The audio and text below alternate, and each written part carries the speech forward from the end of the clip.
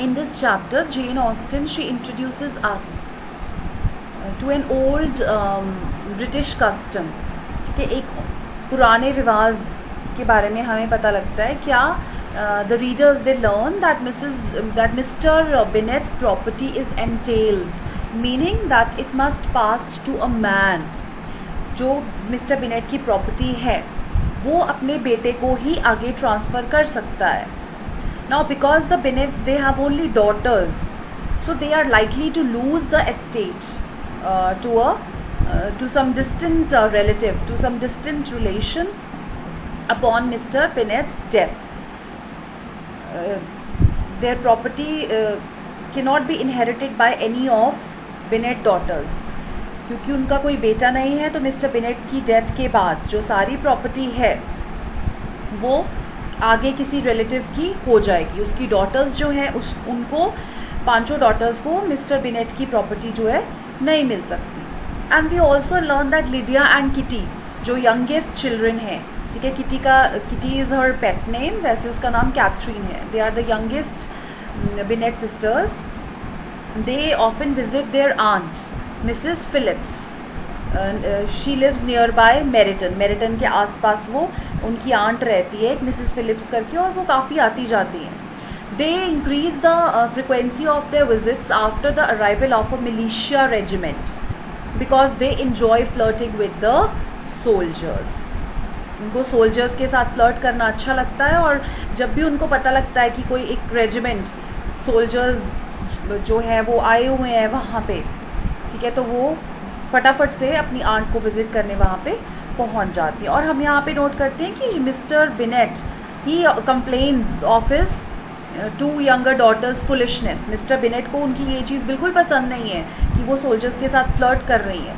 But Mrs Bennet, she has no problem. Mother को कोई problem नहीं है. She does not consider their obsession with the officers to be a cause for any concern. Mother is a foolish, gossipy kind of a lady. One night we learn that Jane, she receives an invitation from the Bingley girls to dine with them at Netherfield. Jane को एक invitation आता है Bingley sisters के साथ कि तुम हमारे घर पे आओ for dinner. Now Mrs. Bennet, ठीक है, वो इस opportunity को खोना नहीं चाहती थी जो उनकी मदर थी. She instructs Jane to go on a horseback, hoping that the rain will force Jane to spend the night there, and so she'll have an opportunity to interact with Mr. Bingley. वो कहती है कि तुम horse back पे जाओ, बारिश आएगी तो तुम वापस नहीं आ सकोगी घर, तो वहीं पे रहने के लिए तुम मजबूर हो जाओगी. जेन ऑल्दो उसको अपनी मदर का ये प्लान बिल्कुल पसंद नहीं है, उसको फुलिश लगता है, but she has no choice. And this plan we see that it works too well. Not only does the rain it detains Jane at Netherfield, but she falls ill as a result of getting soaked on her ride. ठीक है, क्या होता है कि बारिश आ जाती है जिसकी वजह से जेन चली तो जाती है, बारिश रास्ते पे बारिश हो रही होती है, वो पूरी भीग जाती है और बीमार हो जाती है. तो अब she was forced to stay there, उसके पास कोई और ऑप्शन नहीं बचती. The Bingley family, they expect Jane to stay at Netherfield until she recovers. ठीक है, वहीं नीदरफील्ड पे रहने के लिए वो मजबूर है जब तक वो पूरी तरह से ठीक नहीं हो जाती. After receiving the letter informing the Bennets of Jane's illness, एक चिट्ठी आती है उनके बिनेट के घर में जिसमें लिखा होता है कि Jane is ill. So Elizabeth, she insists on visiting her sister at Netherfield. ठीक है, वो नीदरफील्ड अब जाने की ज़िद करती है Elizabeth. She walks through the wet fields because there are no horses available. कोई घोड़ा नहीं है तो वो पैदल चल के जाती है पूरे गीले खेतों के बीच में से. And by the time she arrives at Netherfield she was all soaked. उसके कपड़े जो है सारे गंदे हो चुके हैं. She was all messed up, messy appearance होती है. And the Bingleys, they were shocked seeing her messy appearance. There was mud all over her dress. Bingley sisters shock हो जाती हैं उसको देख के, लेकिन डार्सी जो होता है he was fine. ठीक है, उसको इतना फ़र्क नहीं पड़ता. And meanwhile Jane's condition has intensified. उसको और ज़्यादा वो बीमार हो जाती है Jane, and she was in not in a condition to leave her bed. तो फिर क्या होता है, Elizabeth she attends to her sister, वो उसकी देखभाल करती है अपनी बहन की, एंड जेन जो होती है वो नहीं चाहती एलिजाबेथ उसको एक मिनट के लिए भी छोड़ के जाए। So Jane, she insists that her sister she should spend the night with her, and the Bingleys they give their consent। ठीक है, वो हामी भर देते हैं कि हाँ ये आज रात को यहीं पे एलिजाबेथ भी जेन के साथ हमारे घर पे रुक सकती है। After dinner in chapter 8, we learn that after dinner Elizabeth she leaves the table to attend to Jane, and the remaining party they begin to talk about Elizabeth and her family।